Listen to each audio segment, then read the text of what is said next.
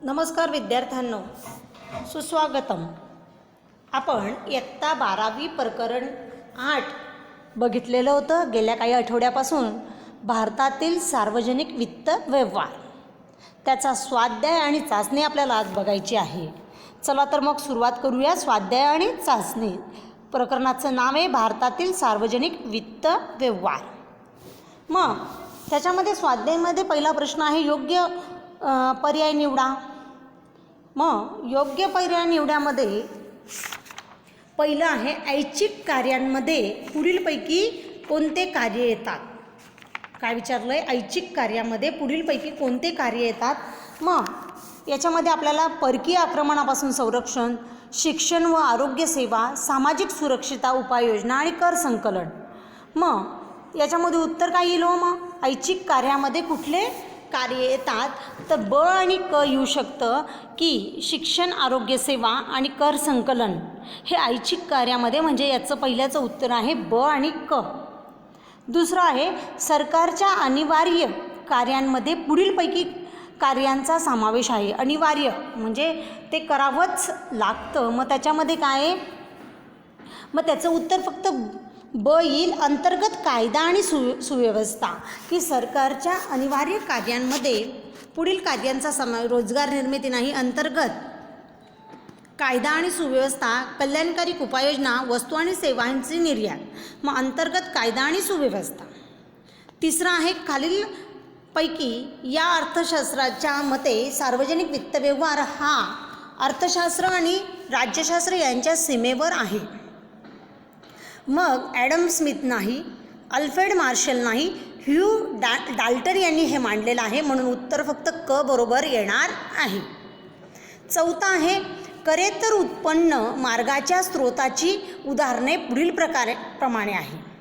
करेत्तर म्हणजे काय? करा व्यतिरिक्त. म्हणजे करेत्तर म्हणजे काय? करा व्यतिरिक्त. म्हणजे प्रत्यक्ष कर, अप्रत्यक्ष कर येणार नाही. प्रत्यक्ष शुल्क येतं, दंड येतं आणि विशेष कर. म्हणून याचं उत्तर आहे ब, क आणि ड. पाचवा आहे कोणत्याही शासनाच्या सार्वजनिक खर्चाची प्रवृत्ती खालीलप्रमाणे आहे. स्थिर, वाढता, घटता आणि बदलता. मग तुम्ही सांगा आता कुठला येईल? फक्त वाढताच आहे. प्रत्येक शासनाचा खर्च हा वाढत्याच स्वरूपाचा आहे. पुढचं सहावं आहे योग्य जोडीचा पर्याय निवडा. म्हणजे याच्यातल्या सगळ्या जोड्यांमध्ये जो योग्य जोडी आहे तीच निवडायची आहे.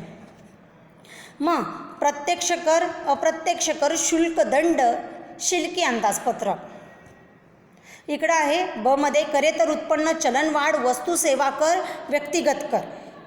मग याच्यामध्ये बरोबर जोडी ही प्रत्यक्ष कर आणि व्यक्तिगत उत्पन्न म्हणजेच आणि दुसऱ्याची बघा दुसऱ्याची जोडी ही तिसरी येईल. वस्तू आणि सेवा, अप्रत्यक्ष कर, वस्तू आणि सेवा, शुल्क आणि दंड, करेत्तर उत्पन्न, शिल्की अंदाजपत्र, चलन वाढ.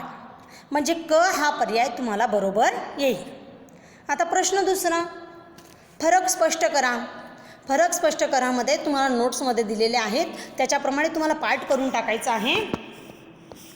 सार्वजनिक वित्त व्यवहार, खाजगी वित्त व्यवहार, अंतर्गत कर्ज, बाह्य कर्ज, विकास खर्च, विकासेतर खर्च, विशेष अधिभार व विशेष कर, प्रत्यक्ष कर, अप्रत्यक्ष कर. हे सगळं तुम्हाला फरक स्पष्ट करामध्ये दिलेलं आहे. ते पाठ करून तोंडी पाठ लिहायचं आहे. प्रश्न तिसरा आहे खालील विधानाशी तुम्ही सहमत आहात किंवा नाही. काय ते सकारण स्पष्ट करा. मग त्याच्यामध्ये पहिलं आहे सक्तीचं कार्य हे शासनाचे एकमेव कार्य आहे. दुसरं सरकारचं शुल्क, दंड यापासून मोठ्या प्रमाणात महसूल मिळतो. तिसरं आहे वस्तू सेवा, GST कराचं भारतातील जवळजवळ सर्व अप्रत्यक्ष कराची जागा घेतली आहे आणि आधुनिक सरकार सार्वजनिक खर्चाच्या वाढीसाठी पुढाकार घेत नाही. चला तर मग आपण बघू काय काय सहमत आहात की नाही. मग बघा सक्तीचं कार्य हे शासनाला एकमेव कार्य आहे, हे चुकीचं आहे. या विधानाशी आपण सहमत नाही. सक्तीचं कार्याव्यतिरिक्त शासनाला अनेक कार्य करावे लागतात. सरकारला शुल्क व दंड यापासून मिळणारा प्रमाणात महसूल मिळतो, मोठ्या प्रमाणात महसूल मिळतो, पण एवढा कर उत्पन्नापासून जो मिळतो तेवढा मिळत नाही. म्हणून याच्यामध्ये सहमत नाही.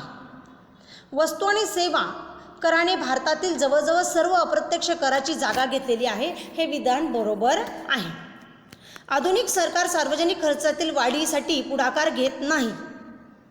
आधुनिक सरकार सार्वजनिक खर्चाच्या वाढीसाठी पुढाकार घेत नाही हे विधान चूक आहे. मी या विधानाशी असहमत आहे. खाजगी वित्त व्यवहारामध्ये सार्वजनिक वित्त व्यवहार अधिक लवचिक असतो. हे विधान बरोबर आहे. आलं लक्षात? आता प्रश्न चौथा आहे की खालील उतारा वाचून त्यातील प्रश्नांची उत्तरं तुम्हाला द्यायची आहेत.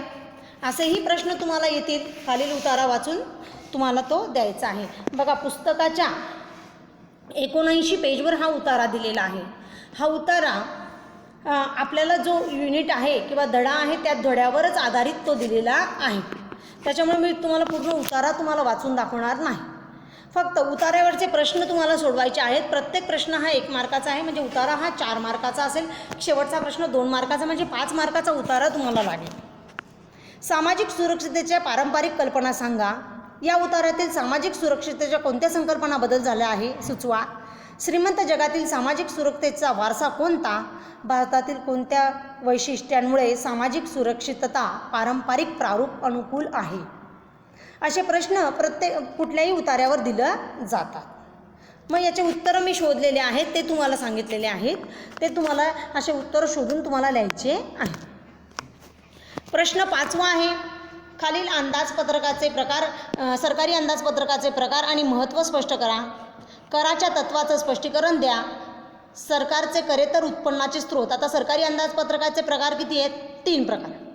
शिल्लकी, तुटीचे आणि समतोल. कराच्या तत्वाचे स्पष्टीकरण, आपण कराचे तत्व आहे, समानतेचं तत्व वगैरे सगळं. सरकारचे करेतर उत्पन्नाचे स्रोत, मग करेतर उत्पन्नाचं दंड, शिक्षा वगैरे हे सगळं तुम्हाला लिहायचं आहे. मग आणि आता 8 मार्काचा सविस्तर प्रश्न आहे तुम्हाला की सार्वजनिक खर्चात वाढ होण्याची कारणे स्पष्ट करा. मग सार्वजनिक खर्चाच्या वाढ होण्याची कारणे मी तुम्हाला नोट्समध्ये लिहिलेलं आहे की सार्वजनिक खर्चाच्या वाढ होण्याची कारणं, ती कारणं तुम्हाला लिहावी लागतील. म्हणजेच सार्वजनिक खर्च हा का वाढत आहे की लोकसंख्या वाढत आहे.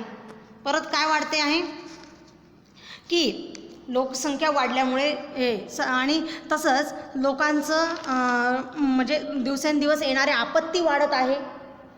तसंच या खर्चांमध्ये अनेक दिवसेंदिवस येणाऱ्या कोरोनासारख्या महामारी वगैरे हे सगळं, लोकसंख्या वेगाने वाढते शहरीकरण, संरक्षण खर्चात वाढ, लोकशाही पद्धतीचं प्रमाण, भाव वाढ, औद्योगिक विकास, आपत्ती व्यवस्थापन हे सगळं वाढत आहे. त्याच्यामुळे सार्वजनिक खर्च वाढत आहे.